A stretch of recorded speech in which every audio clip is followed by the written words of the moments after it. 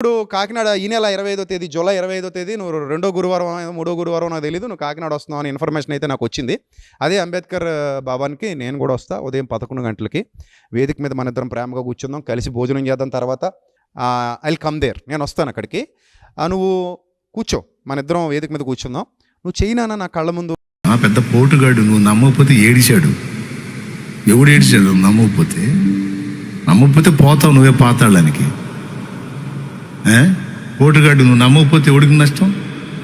ఇది జయమని మరి నమ్ముతా, ఇది జరిగించమని నమ్ముతా, ఇది జయమని చూస్తా, అప్పుడు చూస్తా. పెద్ద పోటుగాడు పుట్టావని మొనగాడివి, నీగాడి మొనగాడు లేడని నువ్వు చెప్తే అన్ని దేవుడు దోసుళ్లాగా అయ్యా అజయమంటావా, అయ్యా ఇజయమంటావా అని చేయాల. నీ బొందన్నర బొంద.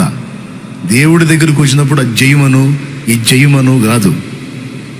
ఎంత ఆకుల గుంపు, ఇది ఫలాల గుంపు కాదు. ఇది ఇవన్నీ ఆకులు గల అంజూరపు చెట్లు. వీడు అసలు పేరుకు వాడు సేవకుడు కానీ, ఇట్లాంటి మాట్లాడి ఎవడైనా సరే పేరుకే సేవకుడు కానీ వాడు నిజంగా సేవకుడు కాదు, వాడు విశ్వాసి కాదు. అసలు వాడు దేవుని సంబంధే కాదు.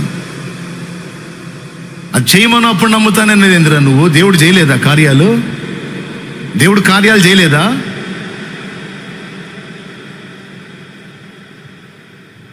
దేవుడు అద్భుతాలు చేయలేదా? ఇప్పటికి లేవా? లక్షల కొలది కోట్ల కొలది సాక్ష్యాలు లేవా?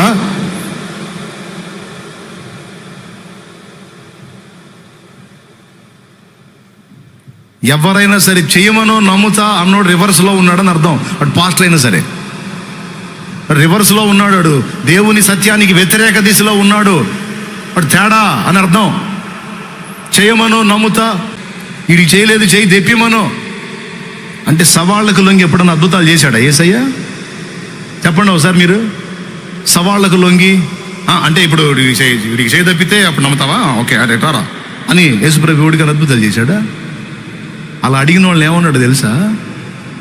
వ్యభిచారులైన చెడ్డతరము వారు సూచక క్రియను అడుగుతున్నారు, యోనాను కూర్చున్న సూచక క్రియే కానీ మరి ఏ సూచక్రియ వారికి అనుగ్రహింపబడదని పచ్చిగా తిట్టు వదిలిపెట్టాడు. ఆయన మామూలుగా ఉండదు, ఎట్లియాలి అట్టిస్తాడుగా.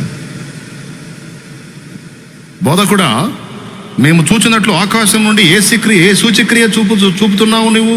ఏదైనా ఒక కార్యం చూపించు, అప్పుడు నమ్ముతాం అంటే శిష్యుల వైపు తిరిగి వ్యభిచారులైన చెడ్డతరం వారు సూచక్రియలను అడుగుతున్నారు. ఎంత బాధ అండి పాపం వాళ్ళకి.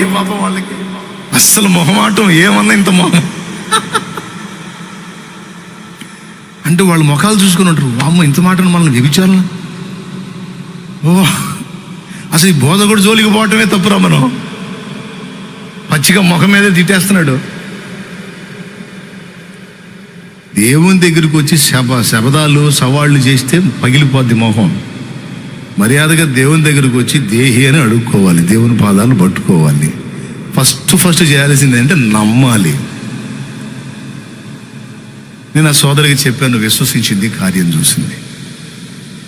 అట్లాగా నమ్మిన వాళ్ళందరి జీవితాల్లో కార్యాలు చేస్తాడు.